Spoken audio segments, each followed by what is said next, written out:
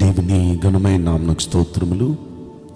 ఈ వాగ్దానం వింటున్న మీకందరికీ మన ప్రభువును ప్రియ రక్షకుడైన యేసుక్రీస్తు నామములో శుభములు, మా హృదయపూర్వకమైన వందనములు తెలియచేస్తున్నాం. ఈరోజు దేవుని వాగ్దానం ఇర్మియా గ్రంథం 33వ అధ్యాయము 14వ వచనం. నేను చెప్పిన మంచి మాట నెరవేర్చు దినములు వచ్చుచున్నవి.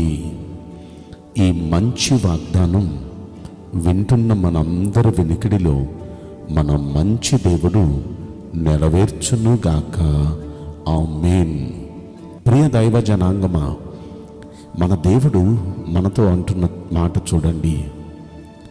ఆయన మనతో ఇచ్చిన వాగ్దానం, ఆయన చెప్పిన మంచి మాట, అది నెరవేర్చే దినాలు వస్తున్నాయి, అవి వచ్చుచున్నాయి అనే మాట ఆయన పలుకుతున్నారు. కనుక ధైర్యంగా ఉండండి, ఆందోళన మానండి, దిగులు పట్టం మానేయండి.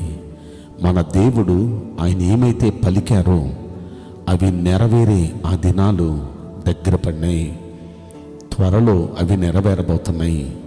కనుక సంతోషంగా ఉండండి. దేవుడు ఆ మాట ప్రకారం మన జీవితంలో ఆయన చేయబోతున్నారు. బైబిల్ గ్రంథంలో మనం పరిశీలిస్తే యోసేపు ఆయన జీవితంలో ఆయనకి 17 సంవత్సరాల వయసుకు ముందే దేవుడు చక్కని కలలు ఇచ్చాడు. కలలలో దేవుడు ఆయనకి చెప్పిన మాట ఏంటంటే, నువ్వు ఒక మంచి స్థాయిలో ఉంటావు, నీ అన్నలంతా నీకు దాసోహం అయిపోతారు అనే మాట దేవుడు యోసేపుకు చిన్న వయసు నుండే చూపించారు. ఆయన ఆ మాటలు నెరవేరలేదు, కానీ ఆ మాటల కంటే ముందు అతని జీవితంలో శ్రమలు ప్రారంభమైపోయినాయి. అన్నలు తన్ను కొట్టి చిత్రహింసలు చేసి గోతులో పడేసి, ఆ గోతులో నుండి తీసి వర్తకులు కమ్మేసి, ఒక బానిసగా, ఒక గొర్రె నమ్మినట్టు, ఒక ఎత్తు నమ్మినట్టు అతను ఒక బానిసగా అమ్మేశారు ఐగుప్తు దేశానికి. ఇప్పుడు ఐగుప్తు దేశానికి తీసుకుని వెళ్ళి అతన్ని అమ్మకం పెడితే పోతీఫర్ అనే ఒక వ్యక్తి కొనుక్కున్నాడు. కొనుక్కొని తన ఇంటిలో యావత్ పని అతనితో చేయించుకుంటున్నాడు. అన్ని పనులు చేయించేసుకున్నాడు, ఎందుకంటే ఇతన్ని కొనుక్కున్నాడు కాబట్టి. ఇప్పుడు పనులన్నీ, అటు వ్యవసాయం, అలాగే ఇంటిలో పని, అన్ని పనులు ఆయనతోనే చేయించుకుంటున్నాడు. ఇలాంటి పరిస్థితుల్లో అతడు ఎక్కడ పాదం పెడితే అక్కడ, ఇంటిలో కానివ్వండి, వ్యవసాయంలో కానివ్వండి, వ్యాపారంలో కానివ్వండి, అతడు ఎక్కడ చేయి పెడితే అక్కడ, పాదం పెడితే అక్కడ దేవుడు పోతీఫర్ను ఆశీర్వదించడం ప్రారంభించాడు. అయితే అతడు గ్రహించి ఆ ఇంటికి యజమానిగా చేశాడు. యజమాని అయిన తర్వాత తన భార్య తన్ని ఇబ్బంది పెట్టి జైలు పాలు చేసింది.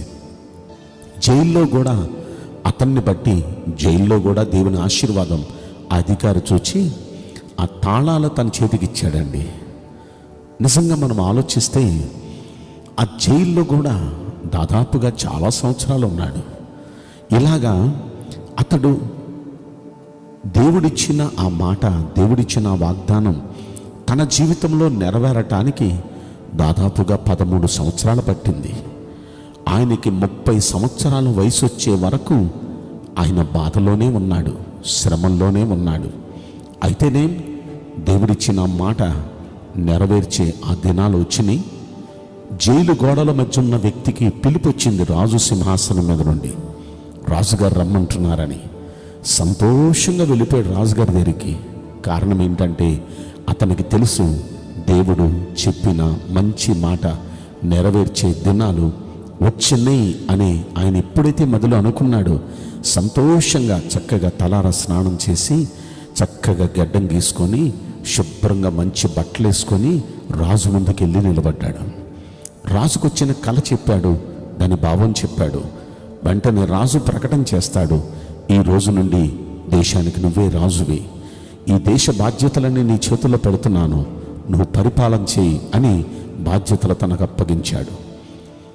అతడు ఆ బాధ్యతలు తీసుకున్న తర్వాత అతని దగ్గరికి ప్రపంచమంతా కరువుతో అలమటించిపోతున్న సమయంలో, ఇజ్రాయెల్ దేశంలో కూడా కరువు వచ్చిన సమయంలో అన్నలు ఐగుప్తు దేశంలో సమృద్ధి ఉంది అన్న సంగతి తెలిసి అడగటానికి రాజు ముందుకు వంగొంగి నమస్కారాలు పెట్టుకుంటూ వచ్చారు.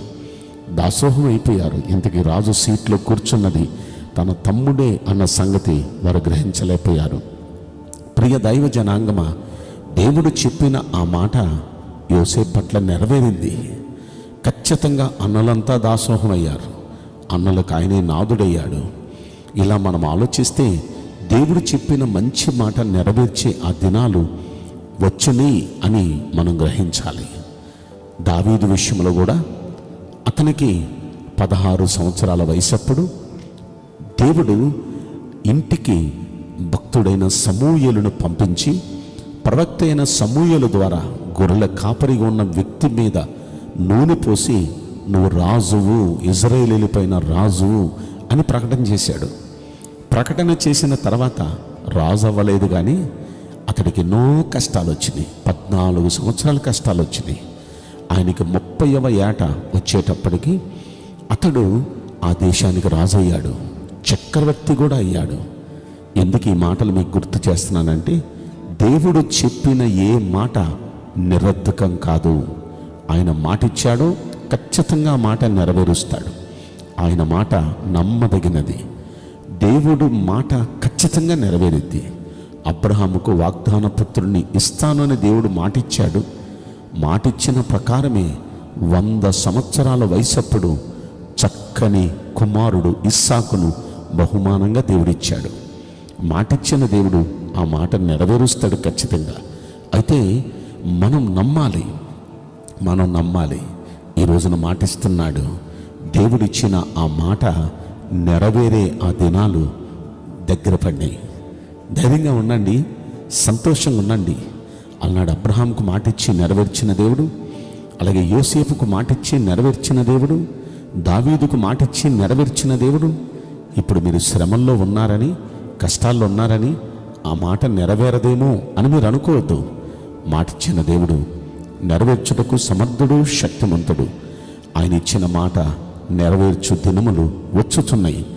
కనుక సంతోషించండి, ఆనందించండి. ఖచ్చితంగా మీ అందరి పట్ల దేవుని వాగ్దానాలన్నీ నెరవేరునుగాక.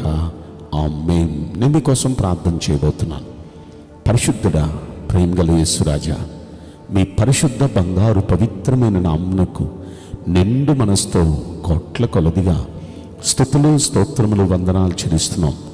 ఈ వాగ్దానం వింటున్న ప్రియుల జీవితములు దయచేసి ఈ వాగ్దానం నెరవేర్చి కృప చూపించండి. మీరు ఇచ్చిన మంచి మాట మీ బిడ్డల జీవితాల్లో నెరవేర్చి కృప చూపించమని ఈ కొద్ది మనవులు నజరుడైన యేసుక్రీస్తు ప్రశస్తమైన నామములో మిక్కిలి వినయముతో ప్రార్థించి బ్రతిమలాడి వేడుకుంటున్నాం ప్రియ పరలోకపు తండ్రి. ఆమేన్. May God bless you all. Thank you.